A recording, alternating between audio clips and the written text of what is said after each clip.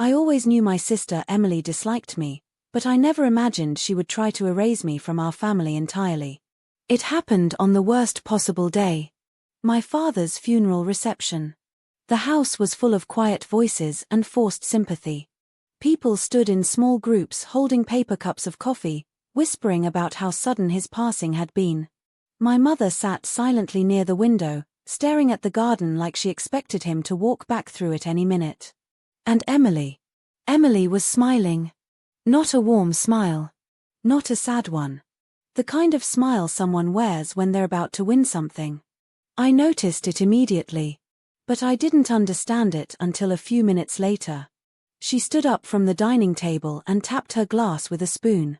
The soft clink cut through every conversation in the room. "Before we talk about Dad's estate," she said casually, "there's something everyone here deserves to know." My stomach tightened.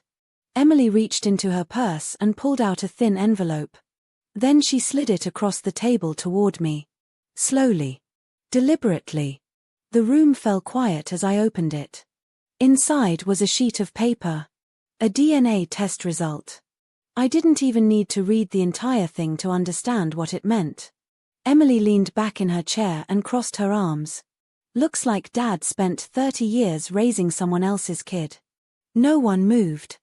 My aunt dropped her fork. Someone in the corner gasped quietly. And my mother. My mother looked like she had just been hit by a truck. Her face drained of color. That was the moment something inside me went cold. Because she didn't look surprised. She looked terrified. Emily laughed softly. "Maybe now we understand why Grace never really fit into this family." The humiliation burned in my chest, but I didn't give her the reaction she wanted. Instead, I folded the paper slowly and placed it back inside the envelope. Then I stood up and walked outside. Behind me, I could hear the room erupting in whispers. But none of that mattered. Because a single question had started echoing in my mind. Did my mother already know this was true? That night I couldn't sleep. Memories kept rising to the surface like pieces of a puzzle I had never finished. The way my father sometimes watched me quietly across the room. The strange tension between my mother and Emily whenever certain topics came up. And the feeling I had carried my entire life. The feeling that I didn't fully belong. By morning I had made a decision. If Emily wanted to humiliate me with a DNA test, I would get my own. Not because I believed her, but because I needed to know the truth. 3 weeks later the results arrived. I opened them in my office during lunch. For a moment the words on the screen didn't feel real. No biological relationship detected. James Walker was not my father. My hands started to shake. But then I noticed something else. A second section of the report. Potential family matches. And one name highlighted in bold letters. Daniel Hartman. My biological father. I had never heard the name before. But the report included a short note attached to his record. Daniel Hartman had died 10 years earlier. However, his estate lawyers had been searching for a daughter he never knew existed. A daughter who disappeared shortly after birth. My breath caught in my throat. That daughter was me. The next person I confronted was my mother. She didn't even try to deny it. The moment I said the name Daniel Hartman, her entire body collapsed into the chair. 30 years of secrets poured out in a single conversation. Before she met my father, she had been involved with Daniel. The relationship ended badly.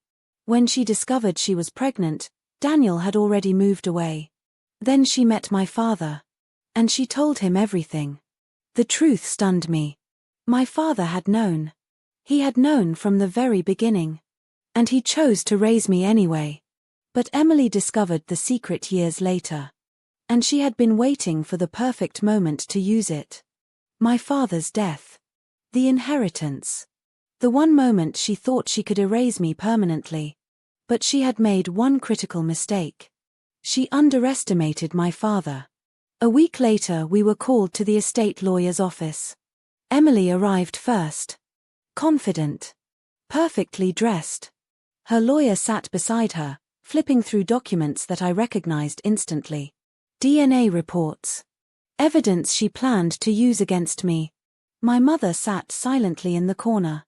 She looked 10 years older than she had a week earlier. The lawyer entered the room carrying a thick folder. "My name is Robert Dalton," he said calmly. "And I will now read the final will of James Walker." Emily smiled. I think she truly believed the next 5 minutes would erase me from existence. Dalton opened the folder. "I, James Walker, leave 70% of my estate to my daughter." He paused.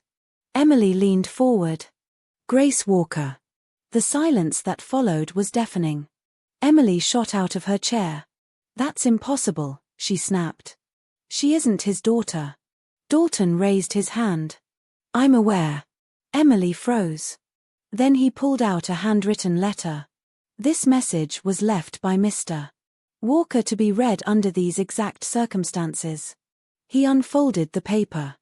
"I have known since Grace was 2 years old that she is not my biological child." Emily smirked triumphantly. But Dalton continued reading. "I chose to raise her anyway. I chose to love her anyway. And I choose to leave her my legacy." Emily's smile vanished. Dalton continued calmly. "Furthermore, this will include a no-contest clause. If any beneficiary attempts to challenge these terms, they will immediately forfeit their inheritance." Emily's lawyer leaned toward her quickly and whispered something. Her face went pale. If she argued, she would lose everything. Dalton then placed several documents on the table. "There is also evidence that Emily Walker attempted to pressure Mr. Walker to alter his will during his final months." Emily's eyes widened. "Unauthorized withdrawals. Meeting records with estate lawyers. Even the purchase receipt for the DNA test kit she used to humiliate me. My father had documented everything." Emily's lawyer closed his folder slowly. "You should sit down," he told her quietly. "For the first time in my life." My sister had no move left. 3 months later the consequences caught up to her. Her legal challenge was dismissed within minutes. The no-contest clause activated. Her inheritance vanished. And the money she secretly withdrew from my father's accounts became a personal debt she now had to repay.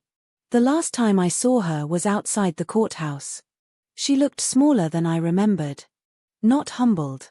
Just defeated. My mother tried to rebuild a relationship with me after everything came out. But some damage doesn't disappear overnight. So I left the city. I moved to Oregon and started a quieter life far away from the house where I had always felt like a stranger. For the first time in my life, I wasn't trying to prove I belonged anywhere. I was simply living. But the strangest part of this story happened a month later. A letter arrived from the lawyers managing my biological father's estate. Inside was a document I had never expected to see. Apparently Daniel Hartman had left something behind for the daughter he never knew existed. Something far bigger than anyone in my old family could have imagined. And the moment I read the details, I realized my sister's plan had accidentally uncovered a truth that would change my entire life again. If you think this story is over, you're wrong. Because what I discovered about Daniel Hartman next made my father's secret look small. Part 2 changes everything.